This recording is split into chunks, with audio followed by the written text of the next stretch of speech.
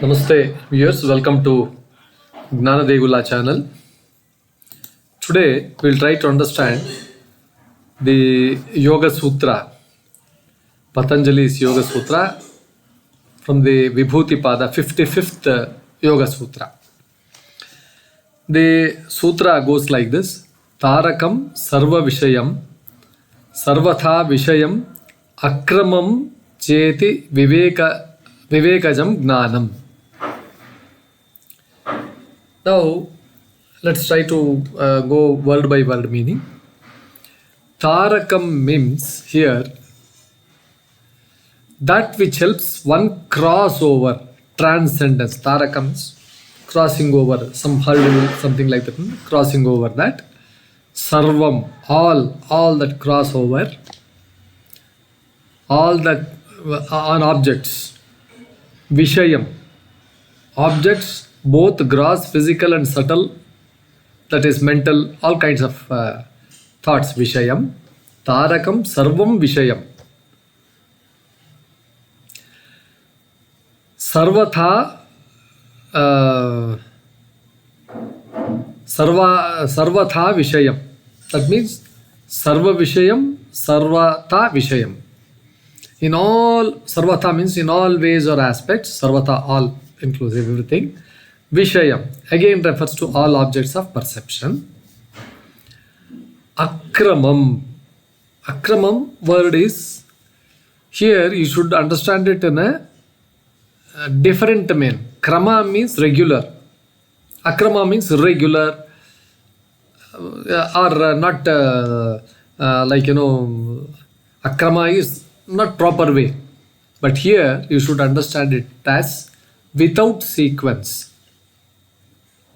non-linear, beyond time or stages. That is how it is to be akrama. Krama means regular. Akrama means without any regularity, like that. Without sequence. 1, 2, 3, 4, 5, 6. That is sequence. 1, 4, 8, 9. It goes on like this. It is without sequence, non-linear, beyond time or ages. In whichever fashion you can go, you can understand that way it is. Cha and iti. So, thus, vivekajam, born of discrimination, viveka, jñānam, knowledge of wisdom. Jnana means. Now, when you put all these words together and then try to understand, the meaning would be the knowledge which is born out of highest discrimination. The knowledge which one acquires, which comes from the highest vivekajaṁ, is Tārakam, is transcendental. The knowledge which is born out of highest discrimination, vivekajaṁ, is transcendental here. That means Tārakam, all pervading and beyond both the gross and subtle realms. It perceives everything in all ways without relying on any sequential process of thought. It means immediately it can catch, it can go from here to there, there to here, anywhere and everywhere, it goes. That is how it is to be understood. So, this is a kind of a yogic culmination, yogic wisdom culminating. Now, Patanjali describes the final knowledge a yogi attains. What is the final knowledge he attains? So, he says that a wisdom which will not depend on ordinary function of the mind, ordinary functions of the senses, and any time sequence. There is no sequential. If one has to go to something, he has to go step by step, one step, one sopana. It is not one by one. There is no sequence here. It does not, this wisdom which he gets, it does not depend on your mind, senses, time, sequence, all those things. Because you are directly accessing that. You are that discriminative insight, that Viveka, yogi's Viveka becomes perfectly clear. So he transcends all objects of perception. He just moves away. He just, all these perceptions are there. He will just simply transcend. He will just jump over it, and then he is able to understand that. That is how it is to be taken. Both gross, subtle, eternal. So this means the yogi no longer identifies with the body, no longer identifies with the mind, no longer identifies with the intellect. He crosses over Tārakam, the entire field of Prakriti. The Prakriti is in some order, some way. He crosses over all these things and he is able to understand. He is able to get the wisdom like that. That is how. This knowledge is akramam. Akrama, not in the negative sense. Krama is in a regular way. This knowledge, you get it instantly. It arises, it comes to you instantly, without any krama, without any this thing, without any sequence. It comes to you. Not step by step. If you have to attain some knowledge, here you will have to go through so many, you will have to learn ABCD, then words, that, this, and all those things. If you have to speak, regularly you ABCD, regularly I, all these letters, then make words, then grammar, that all those things. And all those things you have to do, and then you have to go. But a yogi, immediately he can speak without all these things. Just like any villager, where he is not exposed to any kind of these kinds of music, he can also speak beautifully.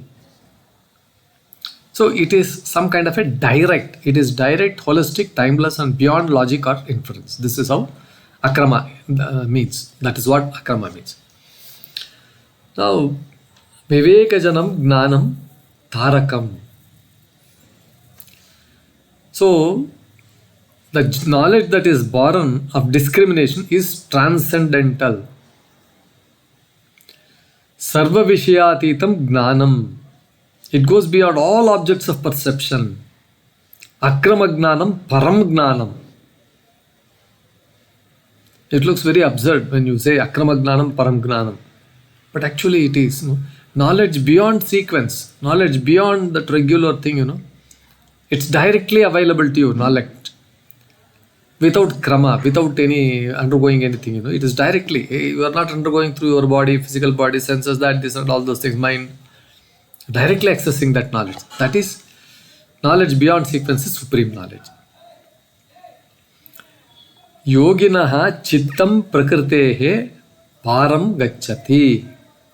The yogi's consciousness, it crosses beyond prakriti.